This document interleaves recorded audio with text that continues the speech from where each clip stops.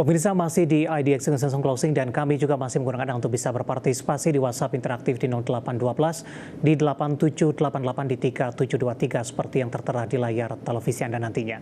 Dan langsung saja pemirsa kita akan coba lihat saham-saham pilihan yang direkomendasikan oleh Bapak Yosep Gabetua terutama dalam menghadapi perdagangan di minggu depan. Dapat Anda saksikan grafis di layar televisi Anda.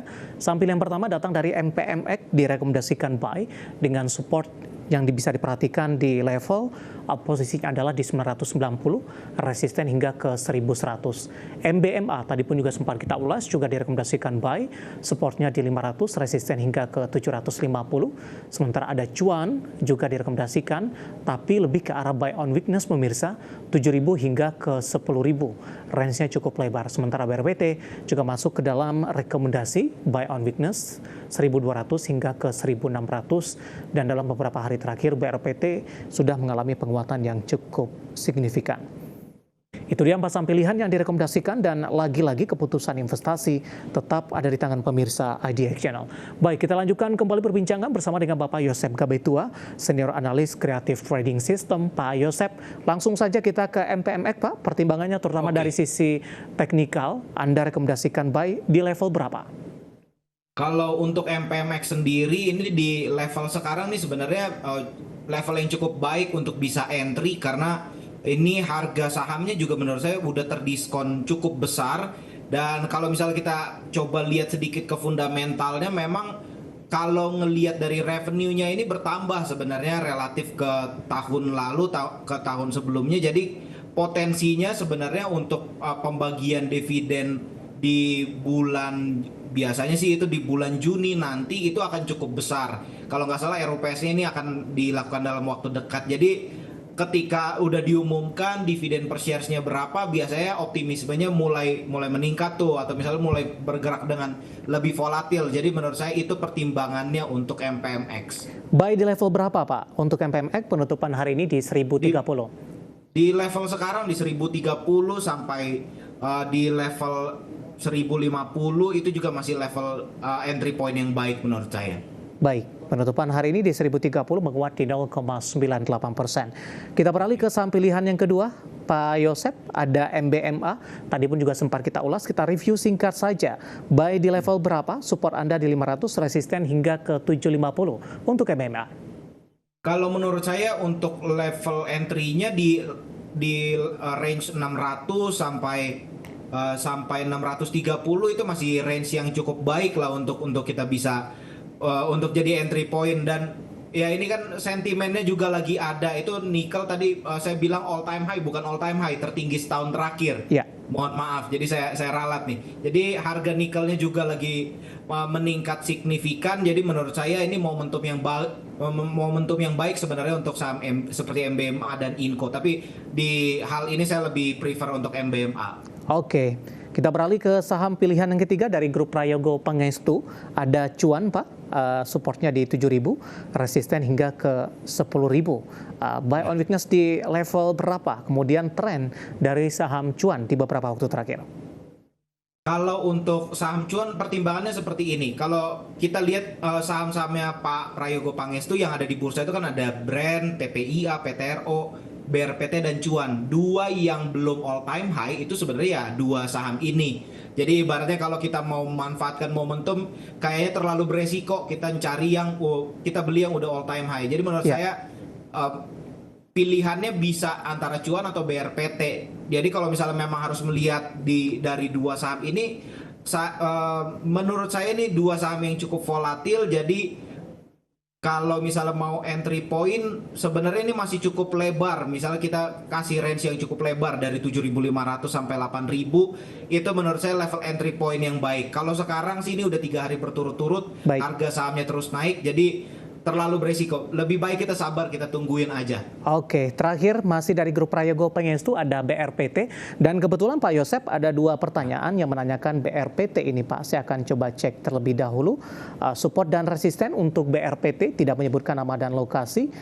Kemudian ada juga yang menanyakan BRPT, saya akan coba cek lagi. Tadi kelihatan ini cukup banyak yang masuk hari ini pertanyaannya. Langsung saja dijawab terlebih dahulu support dan resistennya untuk BRPT, Pak Yosep, dan rekomendasinya, Pak. Kalau untuk BRPT, kalau saya pribadi misalnya belum punya barangnya, Ya. saya lebih prefer akan tunggu di 1.200 sampai 1.300 di range itu. Saya lebih prefer. Ini kan udah 3 hari terakhir, Betul. harga saham BRPT udah meningkat signifikan. Jadi saya lebih prefer tunggu diskon dulu di range 1.200 sampai 1.300. Kalau ngelihat dari akumulasinya masih sangat baik. Kita ngelihat aja ada banyak big fund yang menampung saham ini, jadi itu yang jadi menurut saya jadi pondasi yang jadi underlyingnya lah kenapa saya merekomendasikan saham BRPT. Baru ketemu nih Pak Yosep, pertanyaan Bapak Indra dari Bali mau masuk di harga berapa, dan tadi pun juga sempat sudah disebutkan dan sudah dijelaskan, dan lagi-lagi keputusan investasi tetap ada di tangan pemirsa IDX Channel. 4 saham pilihan yang direkomendasikan MPMX, MBMA, Cuan, dan BRPT, dan lagi-lagi keputusan investasi tetap ada di tangan pemirsa IDX Channel. Pak Yosep, kita masih punya satu segmen lagi, masih banyak pertanyaan, nanti kita akan lanjutkan, dan pemirsa kami akan segera kembali sesaat lagi. Kita sudah sampai di segmen terakhir, dan terima kasih juga untuk Anda yang masih bergabung bersama dengan kami. Pak Yosep, kita lanjutkan Pak. Dari Bapak Anggiat, saya akan coba cek ini, si Butar-Butar. Ini menanyakan untuk posisi dari saham Elsa Pak. Ambil posisi di 400, take profit di level berapa Pak Yosep untuk Elsa? Untuk Elsa sampai sekarang akumulasinya masih bagus, menurut saya sampai 450, 460 tuh masih achievable, masih sangat mungkin. Oke, di hold saja untuk begitu Pak? Elsa. Iya, di hold aja untuk Elsa. Baik, untuk memaksimalkan profit yang ada, support yang mungkin bisa diwaspadai Pak Yosep? Kalau untuk supportnya menurut saya bisa pakai support di 420. Cuman kalau misalnya ngelihat kondisi sekarang memang ini trennya masih uptrend. Hopefully sih ini masih berlanjut dan udah dekat. Ini kalau ngelihat level tertinggi setahun terakhir itu ada di 460, jadi bisa diperhatikan di situlah untuk take profit. Oke, Ibu Lestari dari Jakarta menanyakan PGEO Pak, baru ingin masuk, support dan resisten, direkomendasikan tidak Pak Yosep untuk PGEO? Untuk PGEO sebenarnya ini saham yang cukup bagus juga, ini narasinya juga bagus juga, cuman memang belum terlalu volatil. Ini kalau ngelihat dari akumulasinya ini cukup bagus, jadi saya sih mungkin akan pakai support di 1.100 dan target di 1.600 lah untuk target terdekat. Baik, kemudian ada Bapak Ari dari Jakarta, terima kasih juga sudah bergabung. Kali ini menanyakan saham Astra International. Pak Yosep beberapa hari terakhir melakukan pembalikan arah yang cukup signifikan. Sudah profit, ambil posisi di 4760 Pak. Penutupan hari ini di 4.800. Resisten selanjutnya untuk Astra International.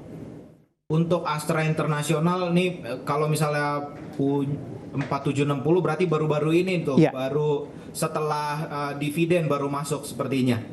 Jadi kalau untuk target terdekat, untuk resisten terdekat di 5.300 lah, itu level yang bisa dipakai untuk jadi level ya target price-nya, dan untuk supportnya di 4.500 itu bisa dijaga-jaga karena itu level terendah dari tahun 2022. Baik. Iya, itu level terendahnya. Selanjutnya menanyakan Tekim Pak.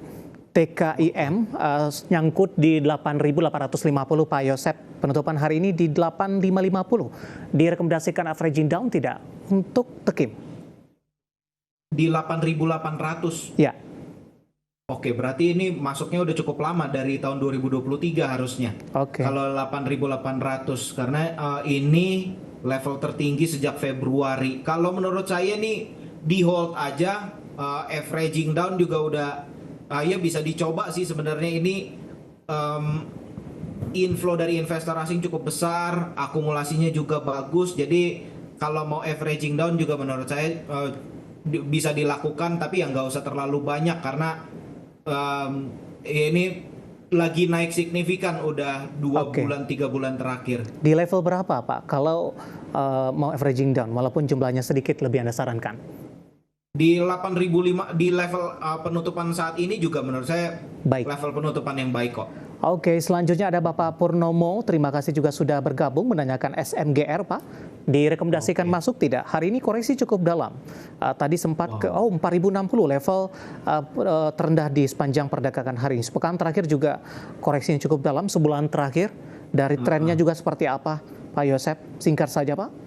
Kalau untuk SMGR sebenarnya ini bearish yang cukup kuat sih sebenarnya. Dan ini juga ada periode pembagian dividen dan dividennya pun sebenarnya nggak terlalu besar, Rp84, ex-date-nya 4.100. Jadi kayaknya ini untuk masuk sih nggak dulu, ini tren bearishnya masih cukup kuat. Tapi kalau misalnya memang udah ada udah beli ya, Sudah, Pak?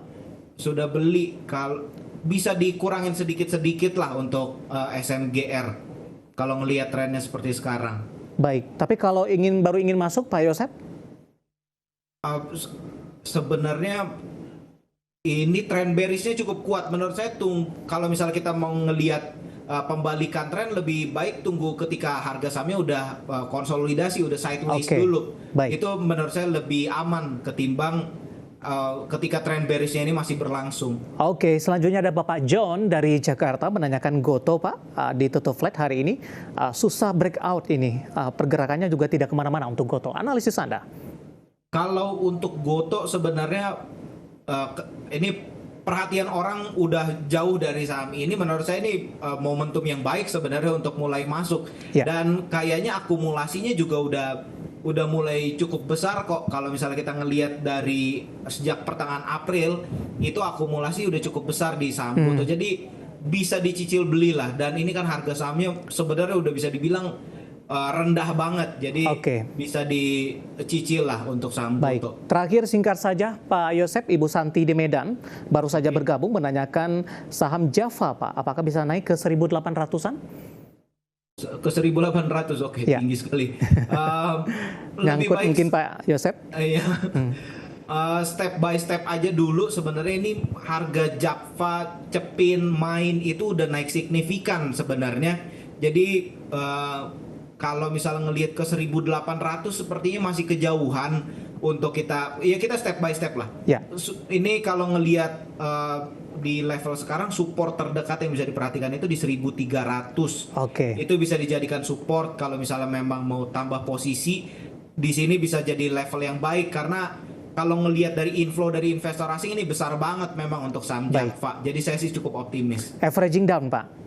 Bisa di averaging down di level 1.300. Oke, baik. Jawaban untuk Ibu Santi yang ada di Medan, nyangkut di 1.800 untuk Java, average down di 1.300-an, dan lagi-lagi keputusan investasi tetap ada di tangan pemirsa IDX Channel. Terima kasih untuk Anda yang sudah bergabung di WhatsApp interaktif kami, dan silakan bergabung bersama kami kembali di waktu dan di program yang sama di perdagangan minggu depan. Pak Yosep, terima kasih juga sudah bergabung. Sehat selalu, Pak.